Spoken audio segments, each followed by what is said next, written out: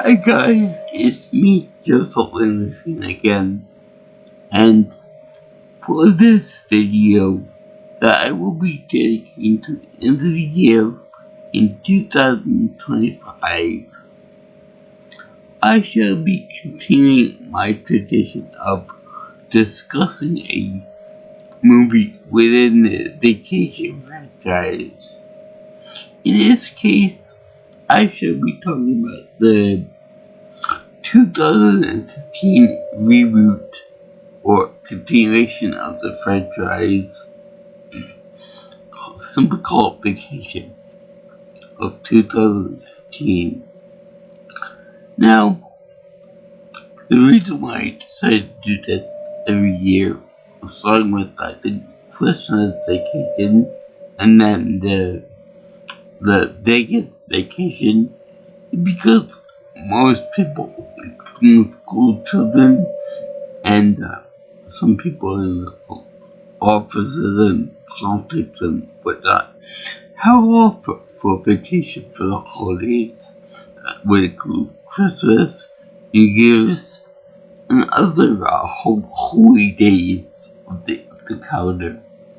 So I figured that I would talk about these type of movies now. And this is a soft reboot of the franchise, or what they hoped would be a soft reboot of the franchise, which I think a soft reboot is supposed to be like a continuation of a given franchise, but with new characters and new storylines to pass on the torch, if you will. But this movie tanked hard to the point that they haven't made a vacation movie since. And that makes sense because the last one they made, I believe in the late 90s, so 98 or so. That's almost 15 years. Well, actually, that's more than 15 years since before this new one came out. And I don't understand why they have to make a reboot so late in the franchise's history. I mean, nobody gave you that vacation. Nobody gave a crap about, continuing the story. Nobody remembered all the great events that they had going across country to Wally World or whatever, or any other type of thing. Most of the characters, most of the fun ones anyway, just made cameos or didn't even appear at all in them, like Cousin Eddie. He was nowhere to be found in the movie, although it could be implied that he died in between two movies, between Vegas Vacation and this one.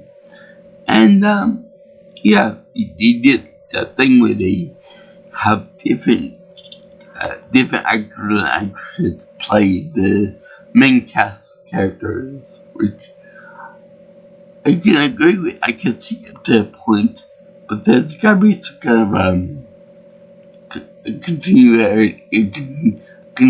lineup.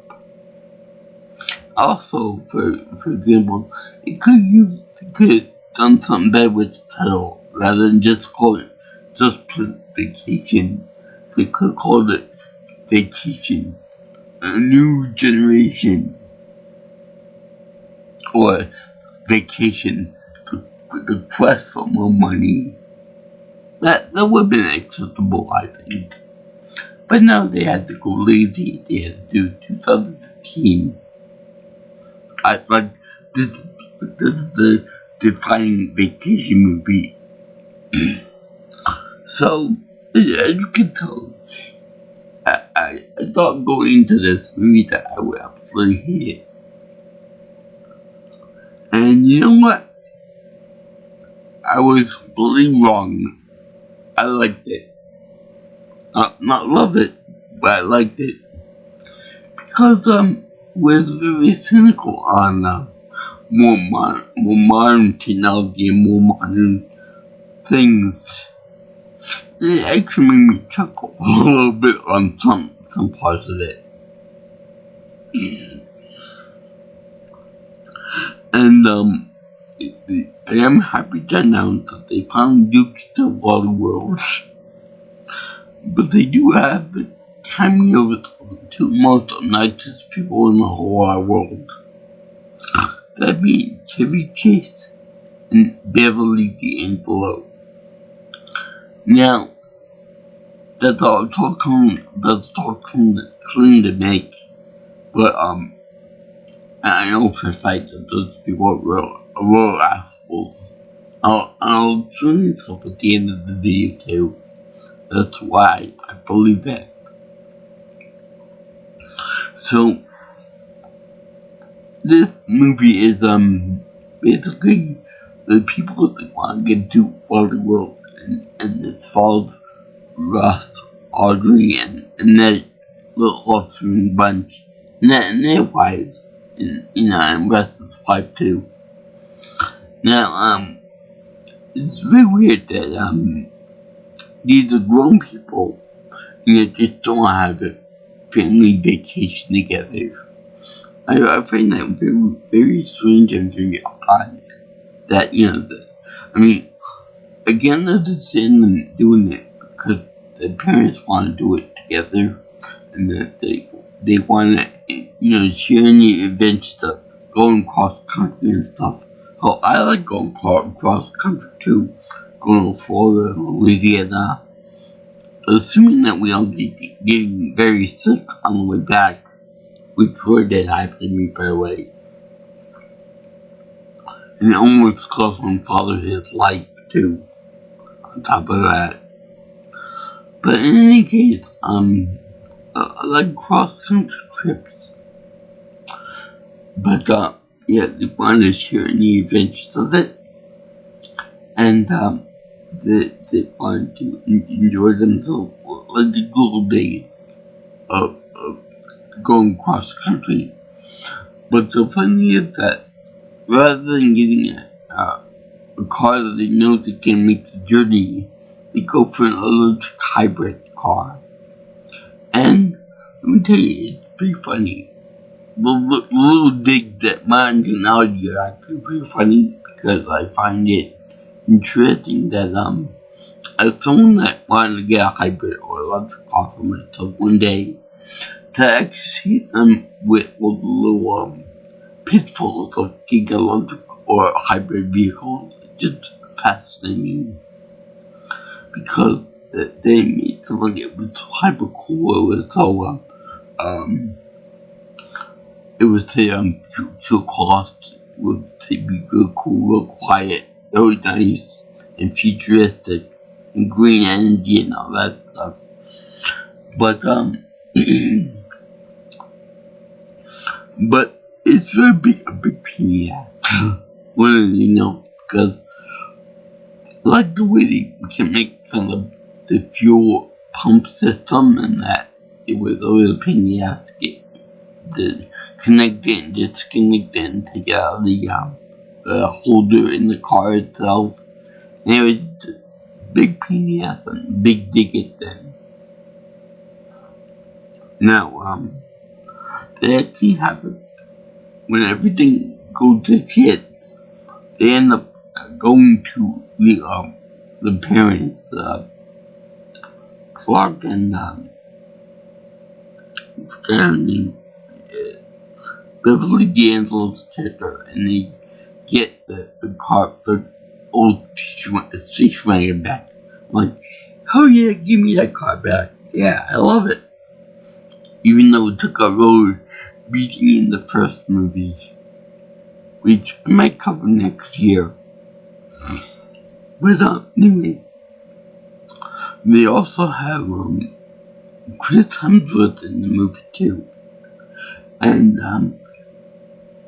he's trying to hit on Russ's wife in front of the kids. At first it's it's not that big of a deal, but then it comes off as very, really strong, striking poses and all kinds of things, and sexy underwear and speedos, I believe. So it came off as very strong and very uncalled for, especially being that they were the guests in this guy's house. Yeah. Anyway, it gave off serious Quagmire vibes.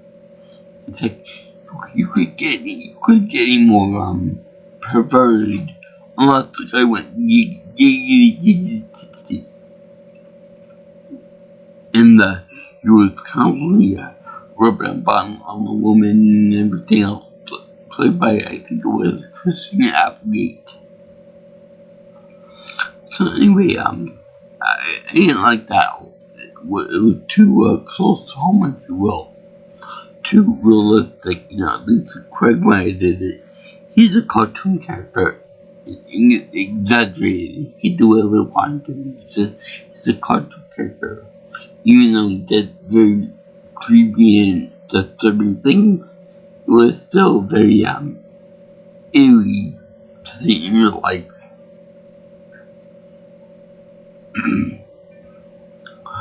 And also, I think that it's implied that Chris Hemsworth did this on a regular basis to other people's lives, which is very no, I would never want my woman to be with that guy at all. I mean, even along with me, because many women are taken, there's like an unspoken real law that said that you can't touch a woman, that's already taken, that's already married to somebody else, especially with the husband right there. And I believe that in the movie he gets punched out for it too, for all of its efforts. A very good job, Russ. Anyway, they actually do make it to Wally World, thank goodness. And they make it there on time. With plenty of time to go ride the rides and enjoy the attractions.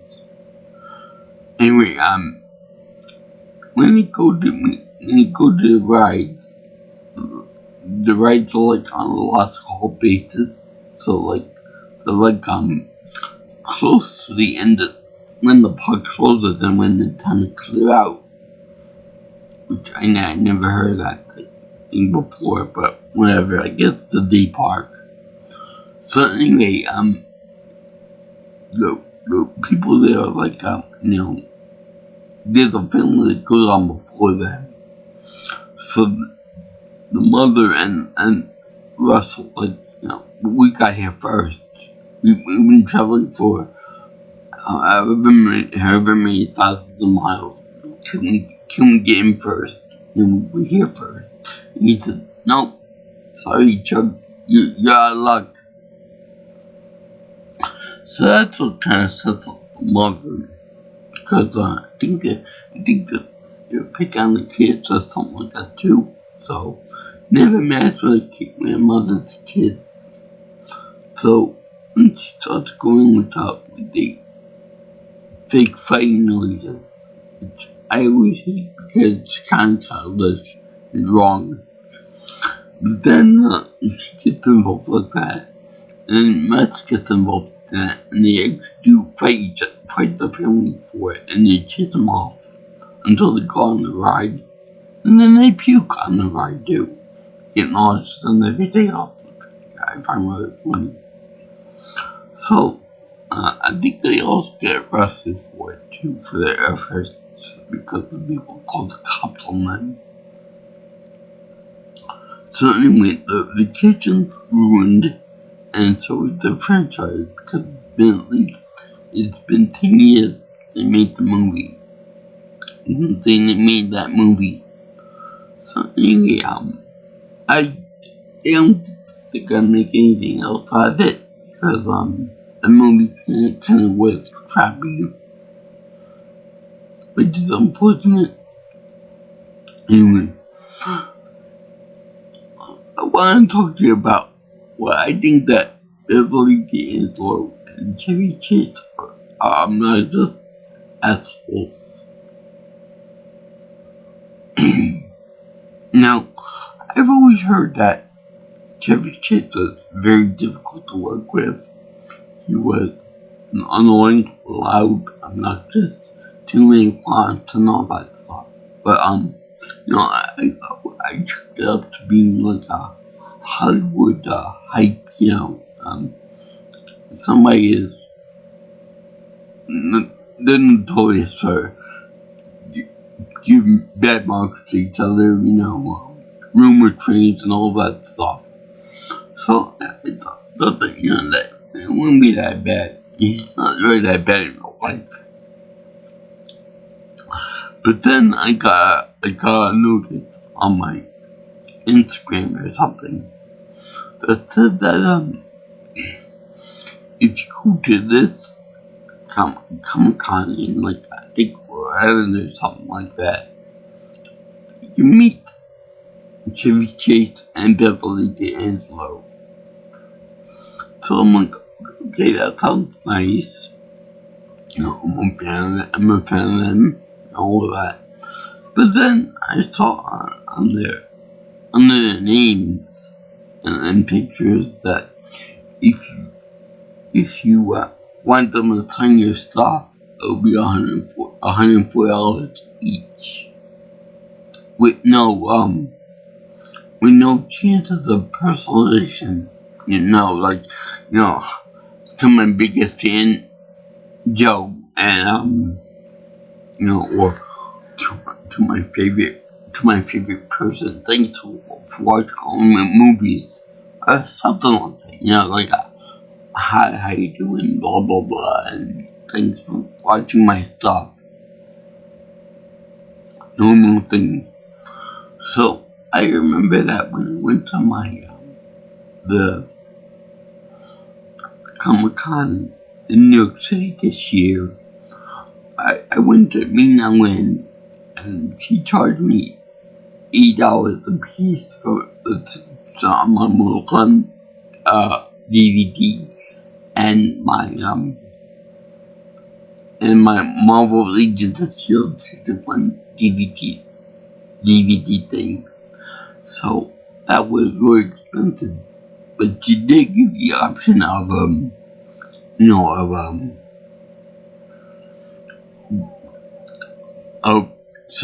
putting something like, Mortal Kombat or something, thanks for watching to my really big fan of whatnot. And she also gave me a chance to, selfie pictures and pictures and stuff. I guess free, because I paid for the other signature. But people like Simon Pegg, on the other hand, Simon Pegg, I had him sign my Star Wars Episode 7 DVD because it already has Adam Driver on there. And Adam Driver was a big part in that movie, but Simon Pegg was only like a little minor part of the junk dealer, for Ray and stuff. So it was him in the costume of the big blob monster there. In any case, I saw on his page there on marketing, whatever you call it, they charge $100 per signature. Yeah, that's fine. But then the guy who helped me out said to me that it would cost me $140. I said, why the increase from 100 to 140? Oh, because it's a movie related object. Okay, yeah. Sound like a skin meat. Sound like a real skin meat that you got more money.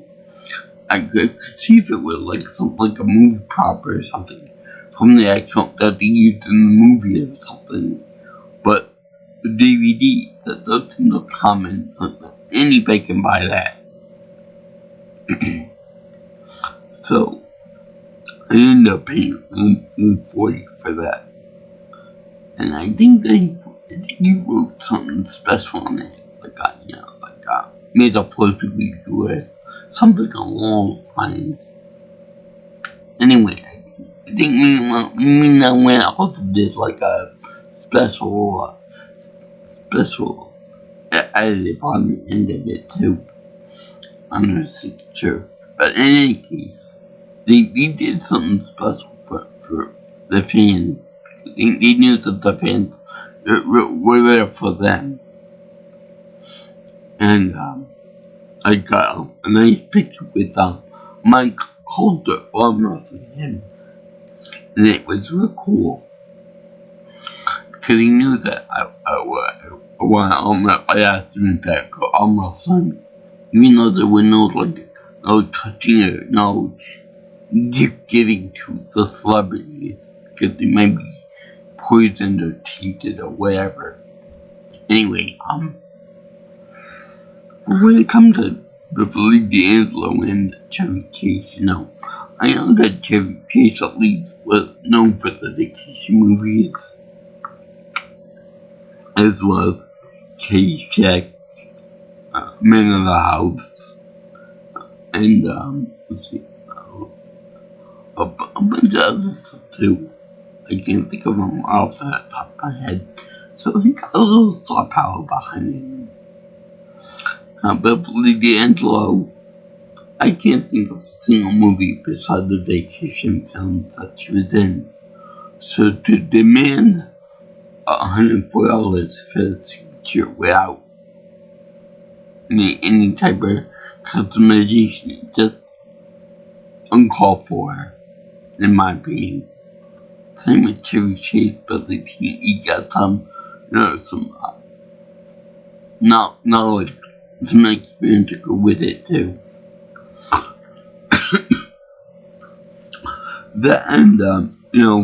If you can go for all the effort of going to see the one, you're gonna want to see the other one too. So it's kind of like a packet.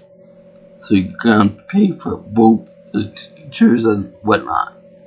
So that's kind of criminal, actually. But in any case, I thank you for watching my video on vacation 2015. I enjoyed it. It was cynical. It was a little bit dumb, but I enjoyed it. I did this at the end of the year as my tradition, talking about vacation. And it was kind of funny. But otherwise, no, the movie was kind of crappy. So if you like all the cynical stuff in movies, and looking back on franchises with like a critical eye, like he did, and that this is a lot less whimsical than I remember being. Yeah, I recommend I recommend a Happy Face Silver Pool because it's funny and it's lit. Especially when talking about electric cars and the rush to get into park rides, which as a disabled person I can get in I can cut lines. So there. Anyway, yeah, I enjoyed the movie, and if you like what you hear and want to see more of my videos and such, you can always like, comment, share, and subscribe to my channel. And also contact me for future information on future videos by calling me or texting me at 631-707-3707. And if you like, you can always follow me on Twitter or X if you prefer at PNelsonPro. Also, my email is jjviewingchannel@gmail.com. So, never mess with a guy's wife. Will be asking for a knuckle sandwich. And in the case of Ross and Chris Hemsworth, because that was really awesome. They did that. And what does it mean about trying to take away Chris Hemsworth's wife, Russ's wife? So, I bid thee good luck in the new year. And peace, my brothers and sisters. I'll see you in the next video with you girls and guys in Interland. Salutations. Sayonara. Ciao, ciao.